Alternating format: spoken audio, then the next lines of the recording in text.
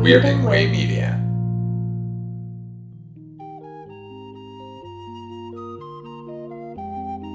Right, Mr. Walters? You see that guy over there? Now, he's an actor. The guy on the phone, he's a prize fighter. Me, I'm a cab driver. I'm the only cab driver in this place. Good evening and welcome to Night Mr. Walters, a taxi podcast. I'm HP, your co-host, and with me, as always, is my co-host, Father Malone. Father Malone, how are you this evening? HP, God gives everyone a gift. He gave me a gift, and that is I can see other people's gifts. And when I look at you, I see a guy who was born to make podcasts about taxi. Ooh, very good. I thought you were going to say, God gave me the talent to see bullshit. Everybody else is bullshit. And you, sir, are bullshit. Anyway, why would I say that? That's terrible. I don't know. We're having fun. Hey, speaking of having fun, Father Malone, we're back. It's season 4. I'm so excited for this. It's going to be a very interesting season to discuss. It's a bit of a transitional season. Bobby is on the way out, but Simca is on the way in.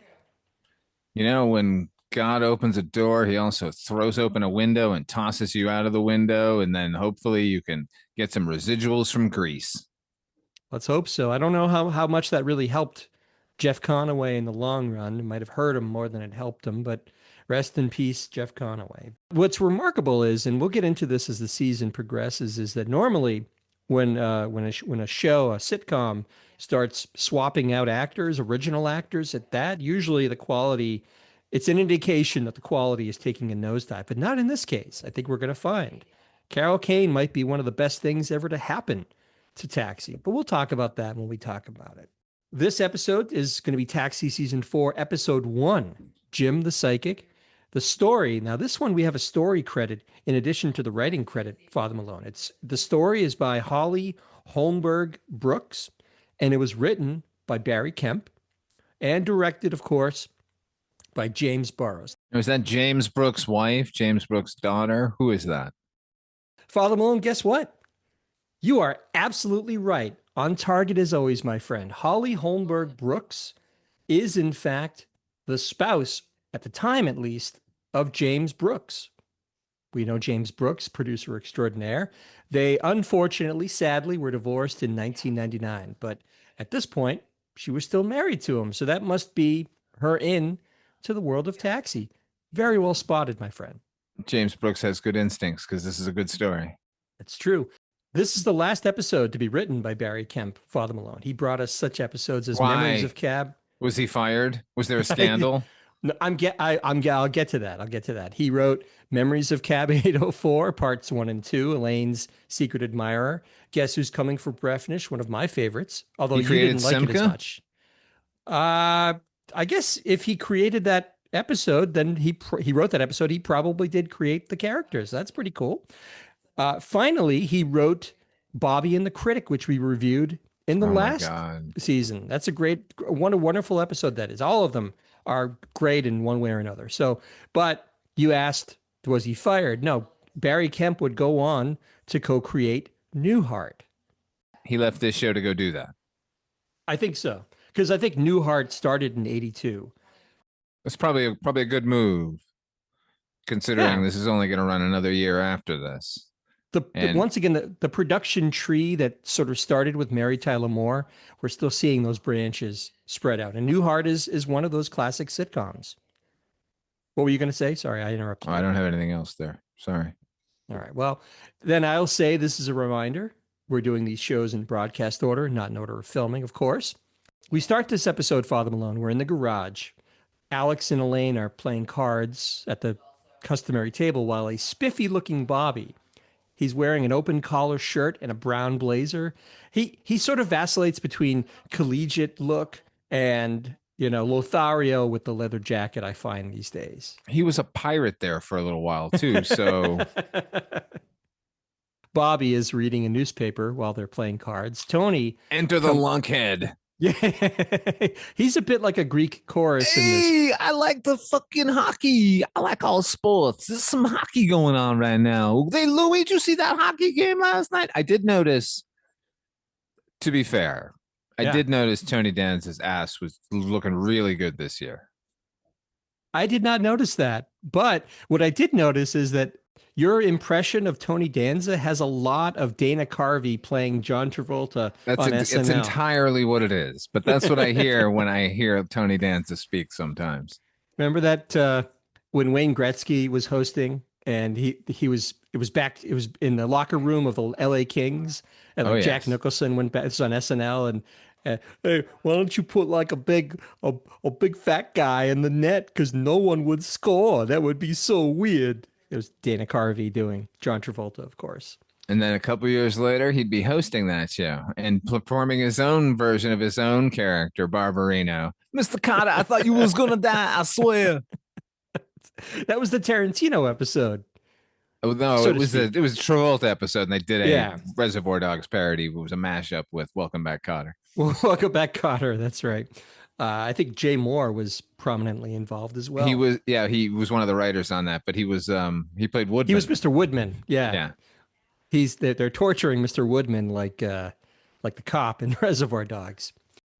Tony comes in. He like I started to say he's a bit of a Greek chorus in this particular episode. He is expositioning a lot. So he comes in. He's raving like you intimated about the greatest hockey game he's ever seen. There was like 200 penalty minutes. It was so cool.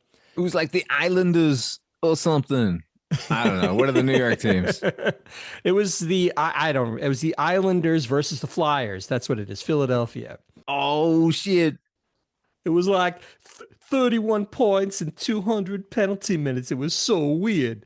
But uncharacteristically, I think this is interesting. Maybe this is a little bit of real life bleeding into the show. Latka, of all people, starts taking unprovoked shots at Tony. He hears this, and the first thing that Latka says is "phooey." He's almost disgusted by Tony raving about this hockey game, and Latka scoffs at the NHL hockey players. He says he derisively calls them cupcakes. And he goes on to talk about the tough athletes in his country who apparently they wear nothing. Now, I don't mean they don't wear padding. I mean they wear no clothes. Not only do they not wear clothes, but they don't wear skates, and they don't even skate on ice. They skate on gravel apparently. I want to go to Latka's country. Have I mentioned that before? I really would just for a week.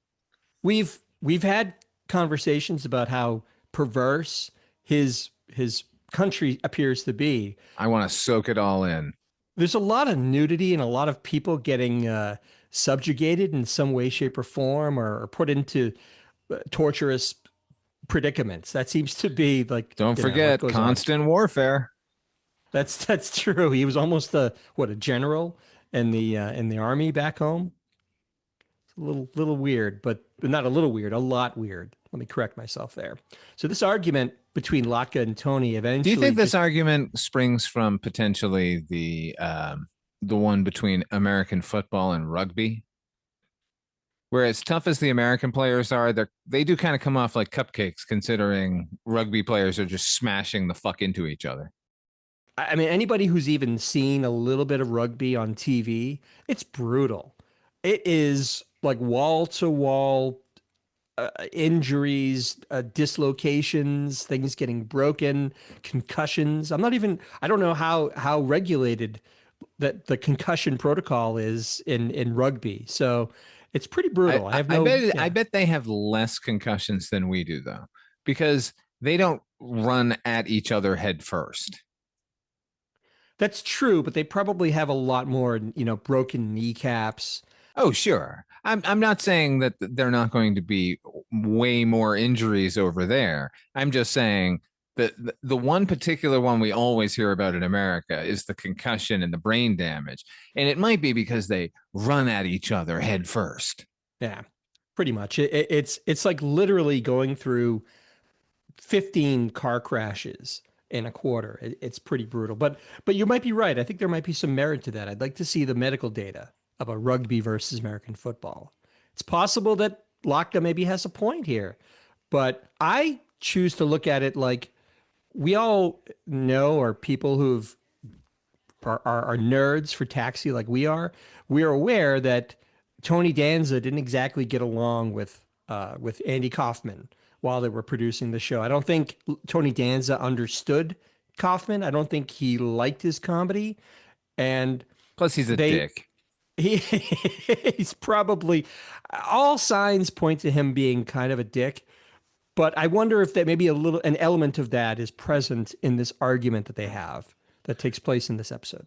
I certainly hope so, because when Latka realizes he's telling Tony to shut up and he's still living, Yeah. I'm not dead. I'm just gonna keep going now. Like it's part and parcel with the new Latka, the evolved Latka, the slowly taking the place of Burns Latka as the malevolent force here at Sunshine Cab.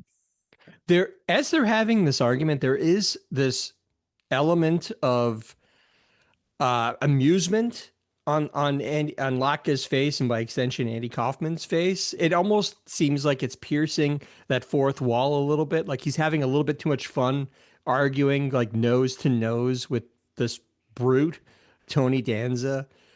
I think You maybe there's a you're bit not of that gonna too. knock me out. I'm adorable and defenseless.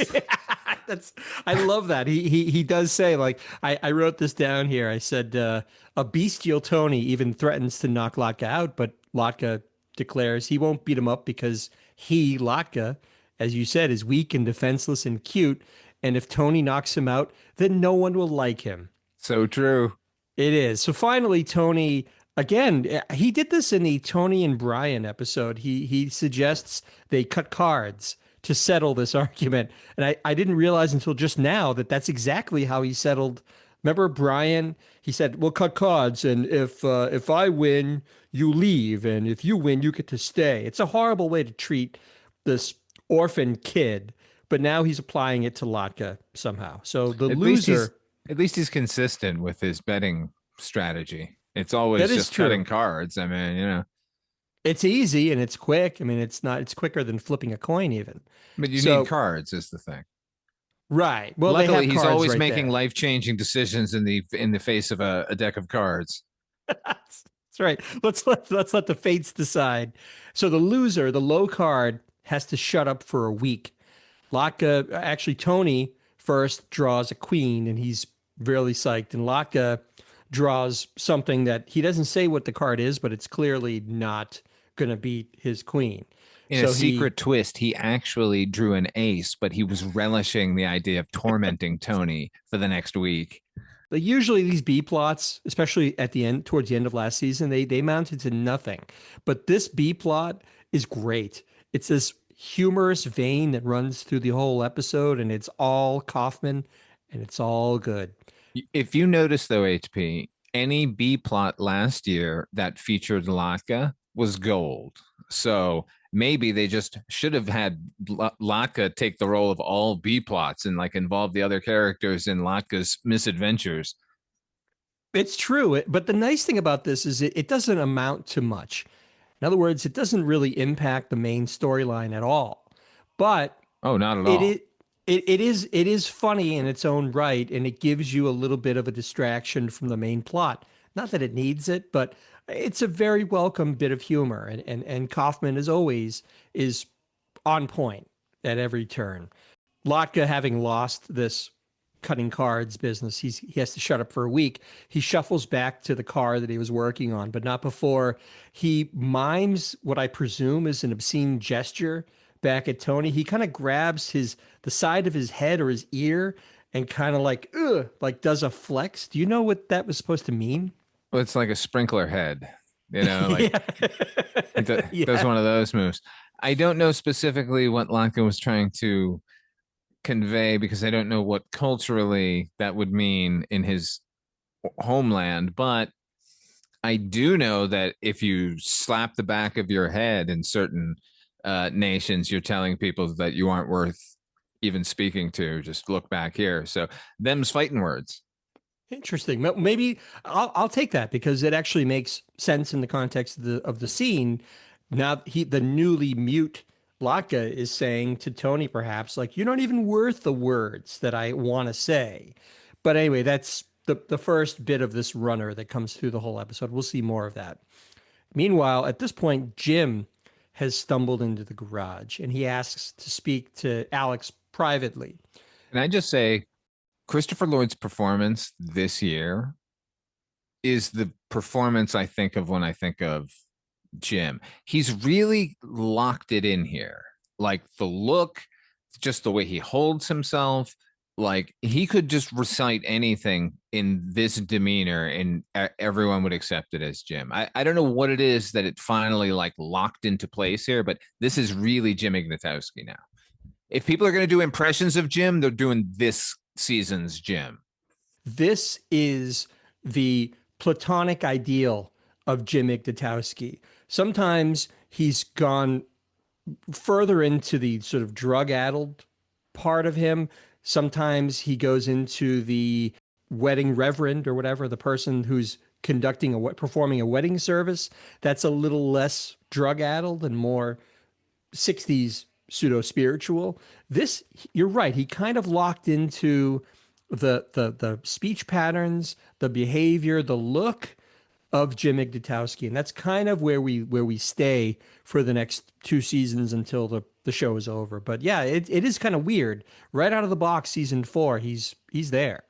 Like the previous seasons, he definitely felt like a nod toward burnout 60s counterculture. And now he just seems like Jim Ignatowski, the burnout. You know what I mean? He feels less beholden to anything, and he seems more just himself.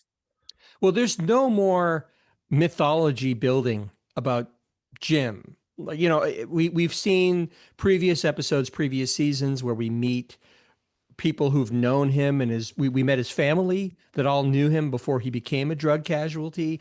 That's all kind of in the past now. Now we were all comfortable with the character and his ways and means and how he performs as that character. He's earned that right because he's been on the show for a couple of seasons as a main player, and maybe that's part of it. Well, he's definitely 1980s Jim Ignatowski now, Sure. as opposed to leftover 60s Jim Ignatowski. Yeah, and a reminder, by the way, we're still about 5 years away from perhaps Christopher Lloyd's defining role as Doc Brown in Back to the Future. So, I thought you were going to say Krug from Star Trek 3. Search for Spock. It's about 6 years away from Krug, right? 86? No, what are you crazy? That's way 84. Yeah, 84. Yeah. Are you suggesting that Krug is his more defined role that he's known for? Or he should maybe have been? I would say that Krug is further afield of Jim Ignatowski than Doc Brown is. I think Doc Brown is another flavor of Jim Ignatowski. Well, he's a mad scientist, but you never think for a minute that the man isn't brilliant. He's just a crazy mad scientist. Right, but I think he lives in his own world, as does Jim Ignatowski, whereas Krug lives in the galaxy and wants to fuck shit up. And by the way, we're dropping all of this information about Krug and about Star Trek. Because we love Christopher Lloyd, and that's the only reason. No. I'm going to do a little plug. We're going to plug at the end too, but just a little plug in the midst of this episode. Father Malone and I are on his podcast, Midnight Viewing. We are covering the films of Star Trek, including Star Trek 3. So come on and check it out. Jim is talking to Alex privately, and he says he has terrible news. Alex is going to die on Thursday, and this we're led to believe is Monday. You see, Jim had a terrible dream about Alex, and he goes on to say that he has dreams that come true. He admits to the rest of the cabbies that he's psychic. He just didn't want to tell them that because he didn't want them to think that he was offbeat or something, which is, of course, there's nothing about Jim that isn't offbeat. I like that there was a time when that was a bad term. That was a right. You know, he's a little offbeat. People are like, oh, he's a little strange. Now it's like, well, you know me, I'm a little bit offbeat. Now it's just like it's a cool thing. I'm a little kooky. I'm a little offbeat. I'm a little left of center. A little whimsical in me. Jim talks about his dream, and it goes something like this. It's going to happen on a Thursday night at 7 p.m. at Alex's apartment. Alex will be with a friend, but Jim couldn't make out who that person was. Well, then he's not much of a psychic now, is he? Don't Well- you love when people dismiss psychics that way? It's like, well, you got the there's an extra T in the name. I don't think so. Like they found that kidnap victim. What are you talking about? Well, the big example from when we were growing up, Father Malone, was Nostradamus, of course, the man who saw tomorrow, the Orson Welles pseudo documentary. Here we are. Where we Alex will drink a glass of water very quickly, and someone will mistake Alex for a girl. Alex will do the can in a green shirt and catcher's mask. Finally, there'll be a knock on the door. Alex will open it, and then that's it. That's the end of both the dream and Alex. Before I go on, Father Malone, let's talk a little bit about this this dream, how it's laid out. I think is one of the things I love best about this episode, because they're laying out a patently ridiculous and seemingly disjointed group of prophecies, let's say, about Alex and what's going to happen to him. Well, once we got to can, green shirt, catcher's mask, then it became untenable. Everything else, it's like, okay, all right, well, we'll wait to see if that happens. But that it's like, well, no, that makes no sense. Why would any of those things be occurring? So, but as an audience member, as a viewer, you're already kind of trying to put this together in your head. Like, how could this because they're not, it's kind of like Chekhov's gun. You're not going to talk about it in the first act and not deliver in the third act. So it creates this wonderful puzzle that doesn't really fit. I'm anxious to see how this is all going to shake out. How is the writer going to piece this puzzle together in such a way that it will be satisfying and it will make sense? You think this is going to be like the movie Drowning by Numbers? It's just a puzzle, and you're watching as you're watching Taxi, you're like looking for the catcher's mask. Like, oh, that leggy blonde in pantsuit is back there. She's wearing green. Maybe she gets together with Alex. It's really the bit about the green shirt, catcher's mask, doing the can. That is the part where you go, what? How is that going to become a thing? I can make a scenario in my mind where he's drinking water and somebody calls him a girl's name, and he's there with a friend, like all of that. Yeah, but then why would he be doing those three things in tandem? Yeah, it's very weird. And then there's a little bit more, actually. So then Jim is despondent about this whole state of affairs, and he says that the worst part of this whole psychic prophecy is that between now and the end, Alex will be at Mario's, and a beautiful, sexy blonde is going to fall into his arms. They will date all the way through to the end. Tony is incredulous. All this is going to happen in the next 3 days, Jim? Alex does his best to try to calm Jim down, saying, as you said, sometimes psychics are wrong. And Bobby also takes the high road and offers to buy Jim a beer at Mario's. And the gang leaves, but Louis, and here we go. And this is kind of what takes it from a seemingly a good developing episode to a great episode, because we've got all the cabbies sort of roped into this plot, but to have Louis involved too, and he really is the secret sauce for this whole thing. His performance that we'll get to at the end is chef's kiss. But he's been watching this all play out from his cage, and before Alex leaves, he kind of intercepts him, and I think you should take this a little more seriously, Riga. Yeah, he asks Alex to hang back, and he says, "You know what? Don't take this dream thing lightly." Louis, we've seen Louis in the past. He's very religious in his own way, and he's Catholic religious, which means very, very superstitious. I know. I was raised Catholic. I understand everything Louis is saying here. Louis is a firm believer that God gave everyone a special gift. He says, Alex, he gave you smarts. Banta has muscle. Wheeler's got hair. Nardo has knobs. He's right. He's right, but her special gift is not limited to that. But no, she has those eyes too, man. Oof. Well, and the hair, she's got. Oh God Almighty! And she can dance. She can dance. She can sing. She's awesome. She can remember the date that she fucking had a piece of gum that was disappointing to her. Louis says that his power is to spot everyone else's power. And he believes Iggy has the gift to see into the future. And it's frankly, Louis says it scares him. But Alex is still unmoved. But Louis asks if he can still give him a little blessing to protect him from Jim's evil dream.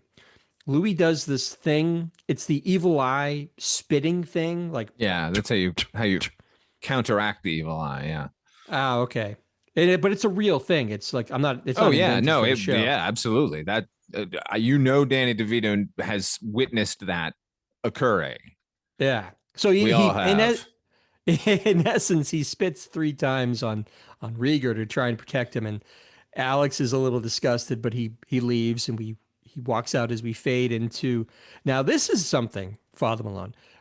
It's Mario's B-roll of the outside with the marquee, but this might be a first. You actually see Alex walk into Mario's from the exterior. I don't know that we've seen anything quite like that before. Yeah, we did. We saw the exact footage before Of him walking with the white jacket? Yeah, I think it was maybe season 2, and they had Judd Hirsch with them in New York, and they filmed a whole bunch of B-roll and they used most of it in that season. They would be like, remember it was they used it when what's her face came back, and they were Angela, and then they had to like, we got to make sure Angela's not eating, and they like ran around the city trying to make sure that she wasn't eating, and they had footage of Rieger like driving through the streets in a cab.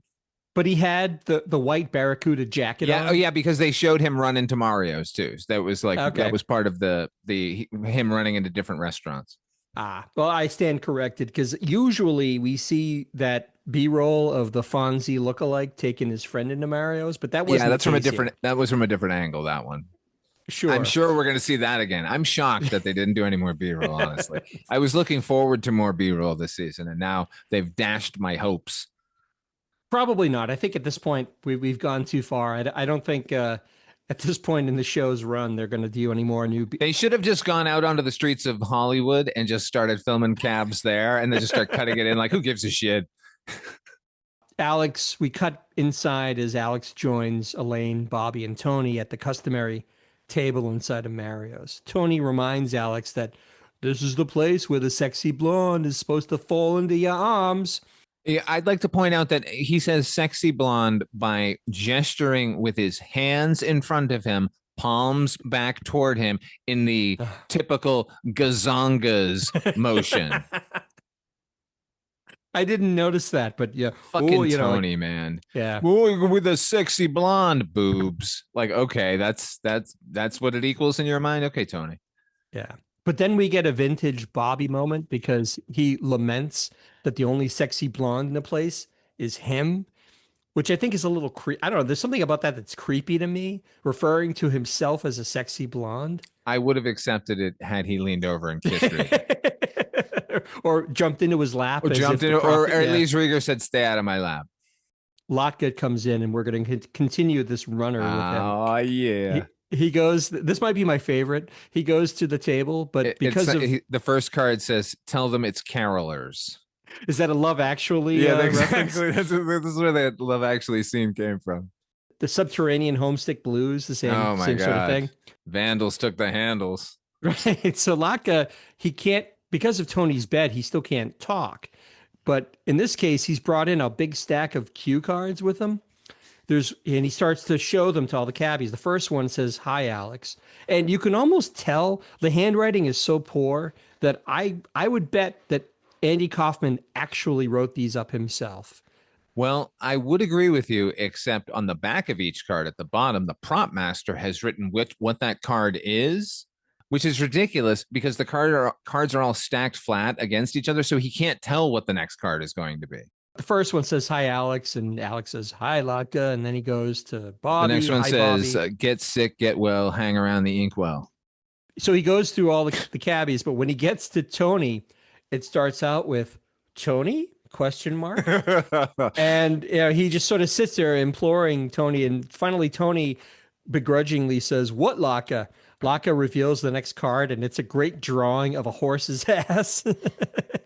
A very detailed drawing. It's very detailed. And then Tony gets upset. And then the next card says, now, as if, Latka has predicted what his reaction is going to be. And then Jim walks in and he shows him the This hi, is great. Jim. Fucking Latka is just clowning him the entire episode. That's one of the great things about this I'm episode. in your head and I know what your next move will be, Banta. He's living rent free in Tony's head at this point. So again, Jim walks in and Jim makes a show of insisting on buying a steak dinner for Alex to show him how much he loved Alex in life. He goes into this speech about how people die and people fret about the fact that they never told them how much they loved them in life. So I'm going to buy you a steak dinner. I saved up all this money after quitting drugs and I want to buy you a dinner. And he slaps the money on the table. $1.29. Yeah, Alex looks at it and says, that's only $1.35. And then Jim kind of scratches his head and says, I gave up drugs for $1.35. That gave me hope that Jim will get back on the drugs immediately. Right, eventually. It's worth $1.35, I'm telling you. So Alex says, you know what? I already ate. Why don't you get us a pitcher of beer? So Jim goes away to get the beer. And then while he's gone, the cabbies all start talking about his psychic dream. And they all admit that there's something odd and spooky about the prediction. And Tony even says, like, well, maybe Jim can see in the future. He definitely can't see into the present. And Bobby suddenly remembers an anecdote where Jim refused to take out a specific cab. And later that shift, the person who took that cab out got into an accident. But Alex It was a fender bender. Yeah. You people with your hens, with your sewing circle and your gossip and your psychic readings and your In Search Of starring Leonard Nimoy. He's just the eternal skeptic. He's like, it was just a fender bender. It nothing big. Tony says, yeah, that's true, but maybe it would have been worse had Jim taken out the cab. We don't know. Elaine then remembers herself. She says, well, last year she was worried about her son Jason's grades. And Jim told her, don't worry. The next test he takes, he's going to get an 87. And sure enough, the next day, the kid takes a test. And what does he get? An 87, Father Malone. This is how religions get started. Seriously. HP, do you know Yeah. that if my grandmother dreamt of a rat, one of my family members was going to die? She told you that? Yes. It was well known within my family. Really? Did that ever Yes. come into play? Like for real? Like did someone die? Yes. Really? Okay. I dreamt of a rat last night, and then suddenly everyone in the family is terrified. HP, do you know that if a black cat does in fact cross my path, I will pull over and let 3 cars go? Because that breaks the spell. Are you serious? I will not walk under a ladder. The one thing I won't do is step on a crack. Ooh. Well, it depends on what part of the rhyme you're in, because you could also be stepping on the crack to break the devil's dishes. Yeah. And I guess I don't open umbrellas inside either. Do you put hats on the bed? Yeah, I don't care about that. I Well, didn't know you're that was doomed. this. Oh, I got to get you some holy water. I didn't know you were so superstitious, Father Malone. I'm actually Horribly. surprised. If I Really? spill salt, I will throw it over my left shoulder. Huh. The only one that I don't care about is breaking a mirror, because I know where that comes from. Where does that come from? 7 years bad luck is because if you were to break a mirror while you were working in Versailles, that would be 7 extra years of indentured servitude. So breaking a mirror was indeed 7 years of bad luck. It's like getting your sentence extended because of something you did. That makes sense. Yeah, that's not superstition. That's just looking out for yourself, basically. Yeah, that's, what about going under a ladder makes any sense at all that you're suddenly now cursed? Do you remember chain letters? Did you ever get a chain letter back in the day? You know what? We used to get those all the time. And it was always a source of delight for us kids. I don't know, just getting mail. People don't realize kids who, haven't really grown up with snail mail as the only form of correspondence don't realize like just getting mail or a package back then was a big deal, including a chain letter. But yeah, so you've gotten chain letters as well? Oh yeah, they used to get them in the mail, and it would say like you have to send this to 7 other people, or you'd be cursed. And somebody didn't. They broke the chain, and then they were murdered or something. Yeah, I remember they used to early on in when email became a real thing, and it makes me sound old even saying that. You used to get the odd chain letter that was sort of reformatted for the email, Mm-hmm. and it didn't have the same import at all because there's no No. effort involved. You just hit forward to 7 other people.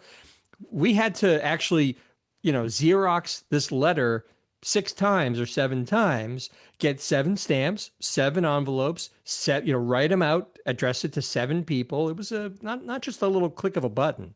It was But at effort. least you could hide in anonymity of these 7 people that you had cursed, knowing you were going to get at least one of them back from those 7 people.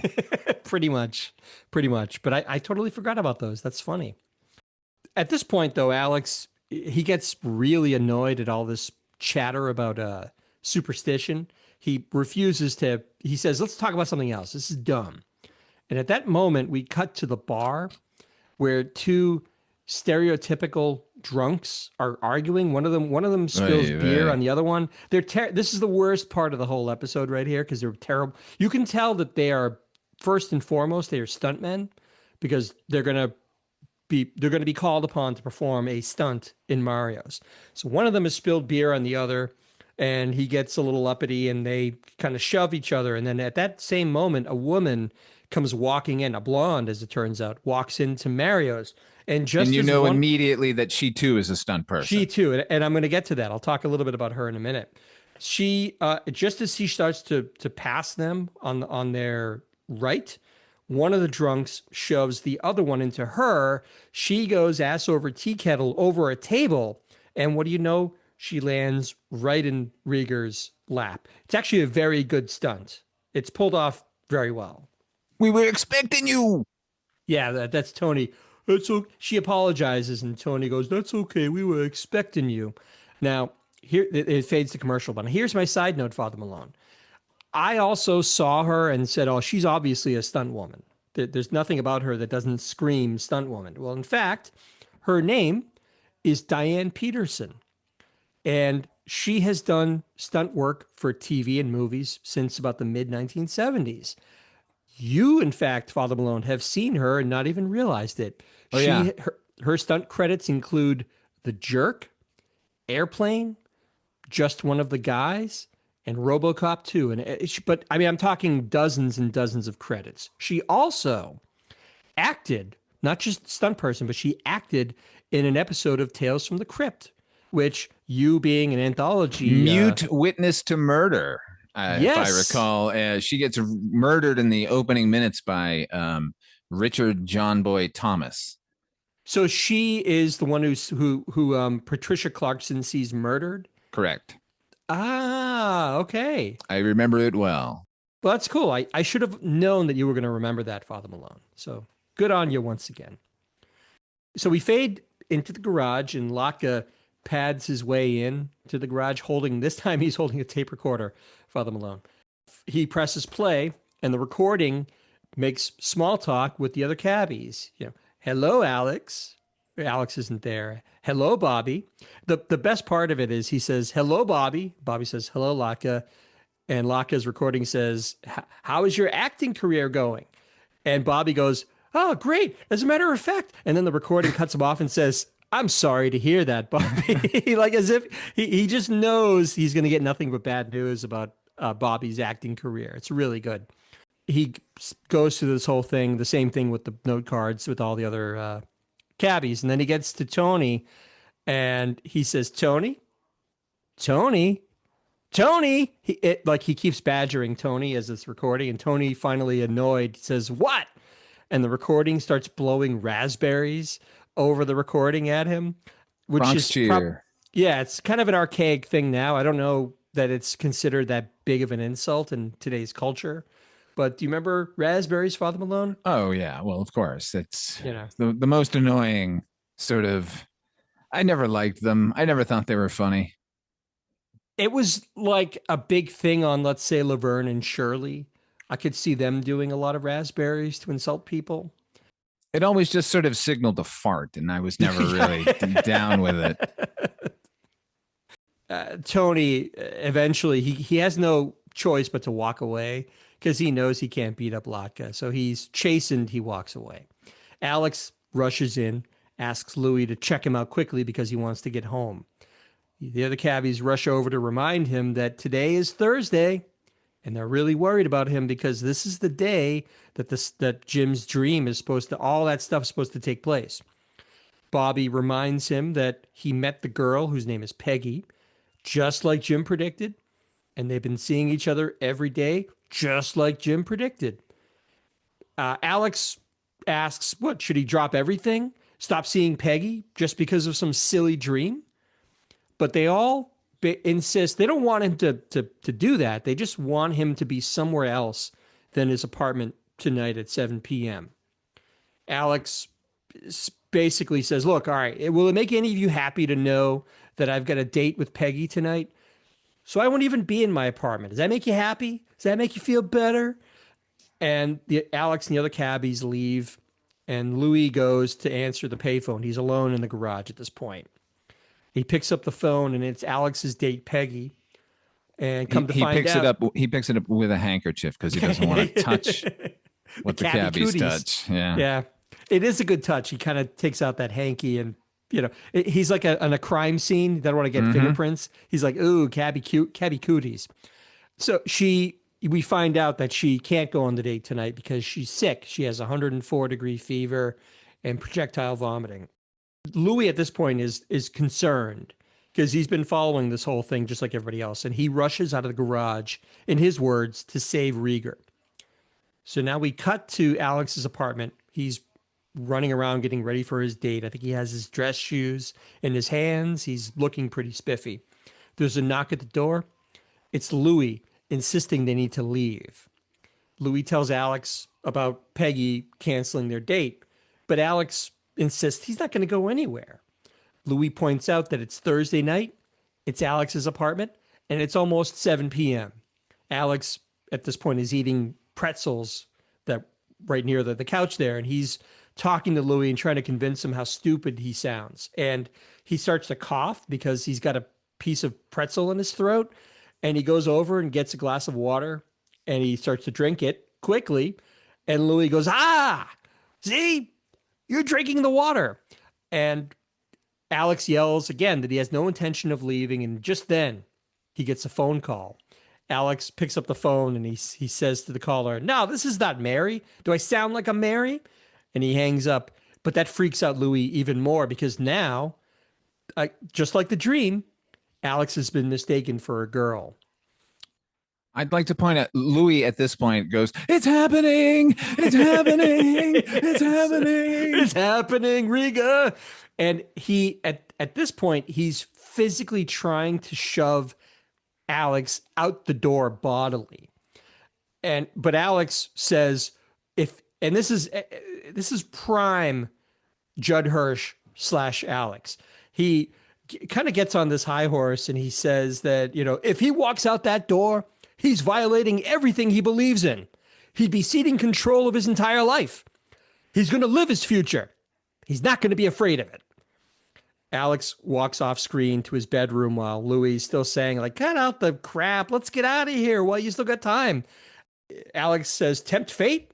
I'm going to beg fate. And he comes out and he's now got a green shirt that he's pulled over his dress shirt. It's sort of disheveled. It's not even he didn't even take off the shirt that he had on. He just throws a green shirt on top of it.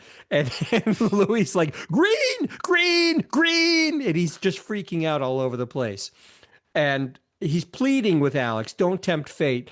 And Alex dashes into the closet and he emerges with, of course, a catcher's mask now. And Alex tells Louis, if I'm going to die as I lived. Dancing the can in a green shirt and catcher's mask. And he starts to do the da da da da da da da da da.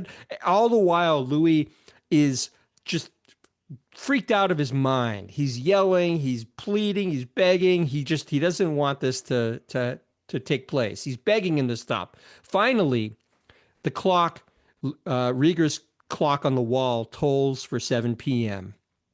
and nothing happens, Father Malone.